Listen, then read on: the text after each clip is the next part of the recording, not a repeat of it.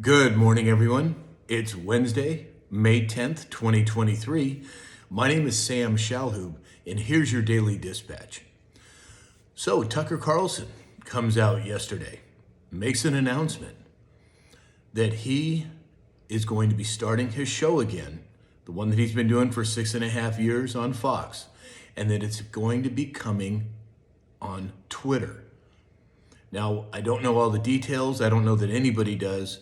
Is there going to be a new subscription option on Twitter? Is there going to be just 30-minute shows that are going to be played on Twitter?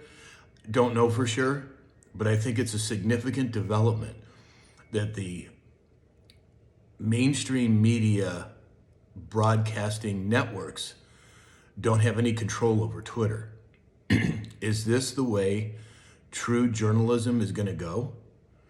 Private companies that everyone has access to? I don't know, but that's a big move.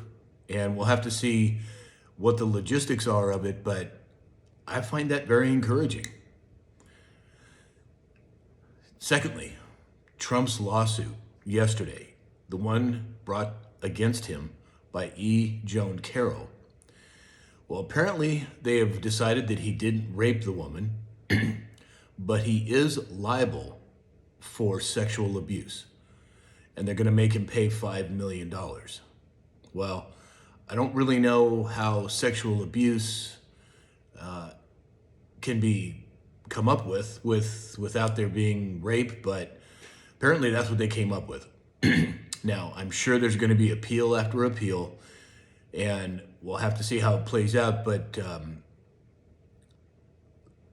time will tell. Over to the Middle East, according to Bitcoin Magazine, they are starting the first Bitcoin mining operation backed by the Abu Dhabi $853 billion wealth fund. Now, people always talk about Bitcoin's flash in the pan. Bitcoin isn't what everybody thinks it is. Well, you have a nuclear powered facility, a Bitcoin mining facility here now in the United States, and you have a huge one starting in the Middle East. People like that don't throw money around unless they have a real good reason to. Again, this is just my opinion, but Bitcoin is not the same as regular cryptocurrency. Bitcoin is decentralized, it's a distributed ledger, it's verifiable, and it's not controlled by anyone. So, you're not going to throw an $853 billion wealth fund behind something that's a flash in the pan, at least not in my opinion. Okay, so I waited a little later this morning to do this podcast because I wanted to see what was going to happen with the House, the Representative Comer and Senator Grassley, and all this stuff about the Bidens. Well, it's come out. And apparently there's been over 20 corporations that have been created by the Biden family. Money has been moved from one company to another.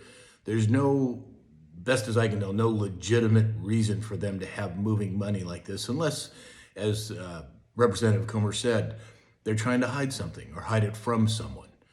So there's a lot of information there. I haven't had time to go through it all yet, but initially it does look like they have some proof that there is what I would think could be considered money laundering or money hiding.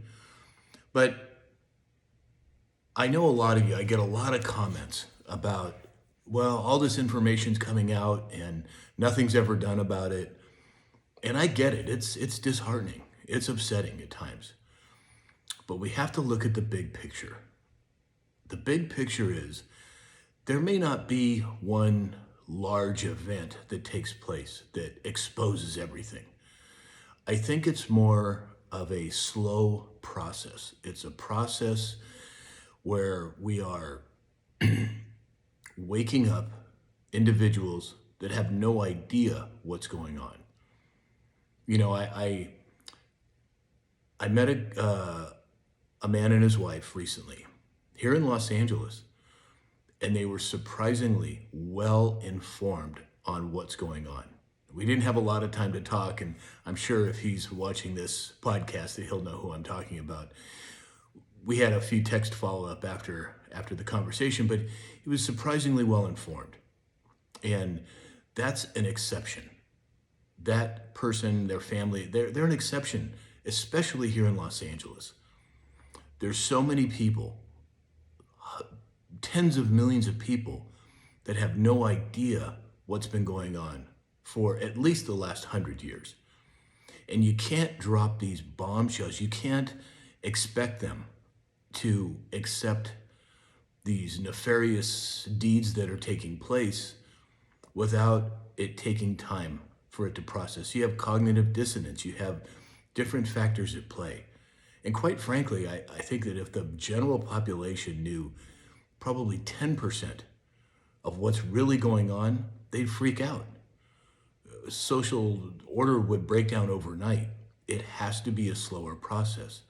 But as I've said many times, I've been in this fight for decades, and I have not seen the amount of exposure take place in the last 3 years compared to the last 3 decades.